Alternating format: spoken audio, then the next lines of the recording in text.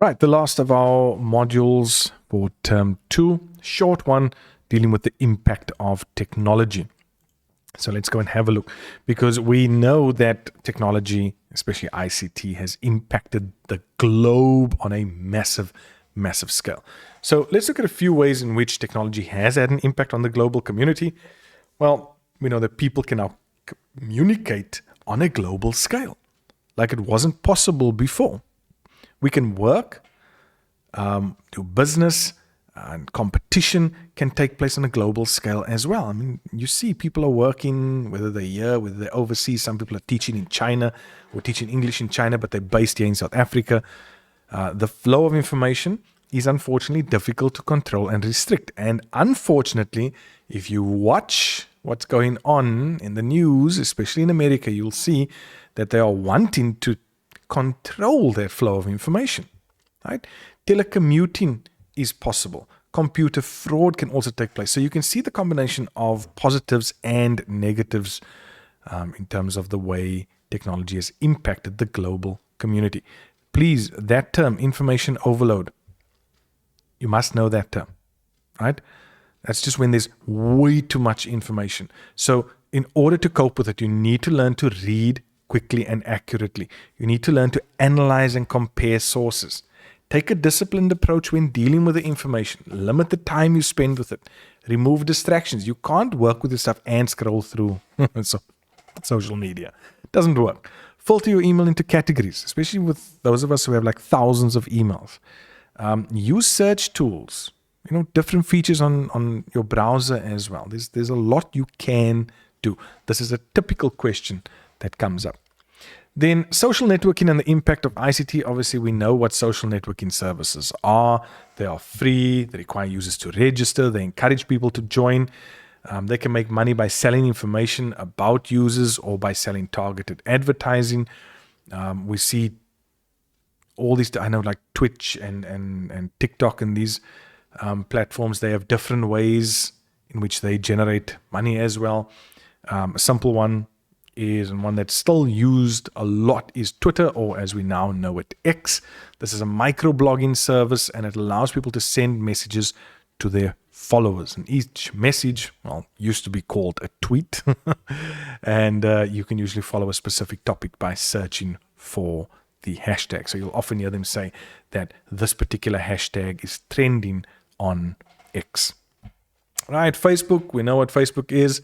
Free service that allows people to connect. The original intention was for people who have sort of left school, so ex-high school learners, to be able to connect with one another. But we know what it's turned into today.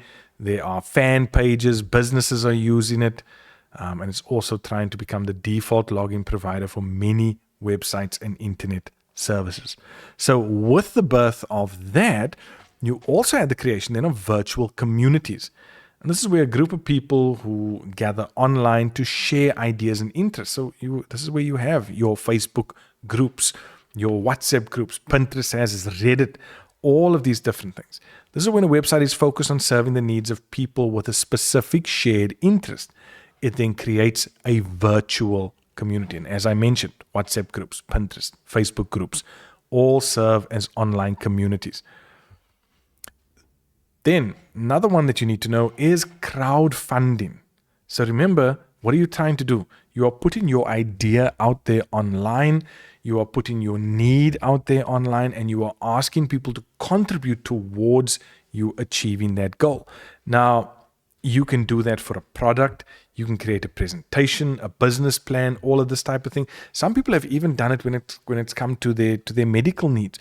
Maybe you're in a situation where you need X amount of money for a particular operation. You can use platforms like crowdfunding, share, all the info with everyone, and people can then go online and they can contribute towards whatever that goal is.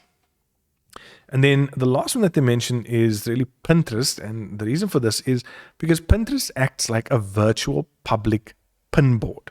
And these pinboards are themed so that you can find one that interests you. And you'll see that as you do this, it'll begin to show you and display things for you that you are interested in.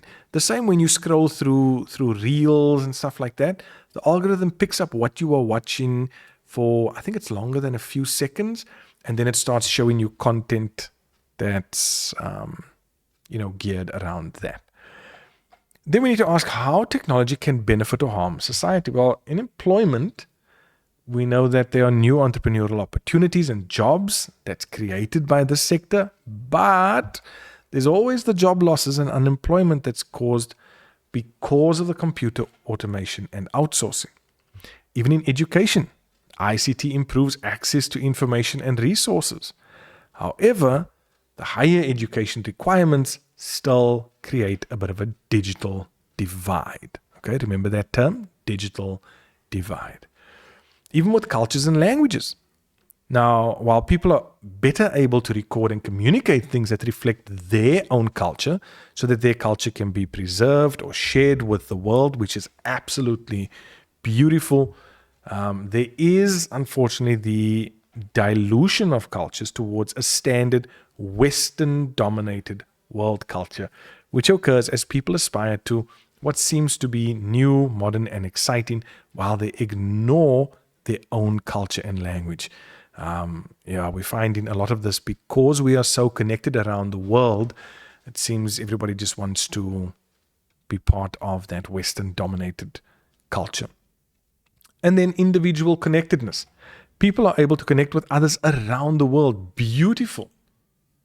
But most of the time, this connectedness is virtual, meaning it is online and it's not always real or face-to-face. Folks, we see this even when some of you are sitting out for, McDonald's or any of these places, and you are literally sitting with your friends and you type into other people. So you are connected there, but you're still busy with virtual things. Enjoy being able to connect with people face to face. It is something special. Right, and that brings us to the end of not only Module 2.4, but the modules in the theory section for CAT Grade 12.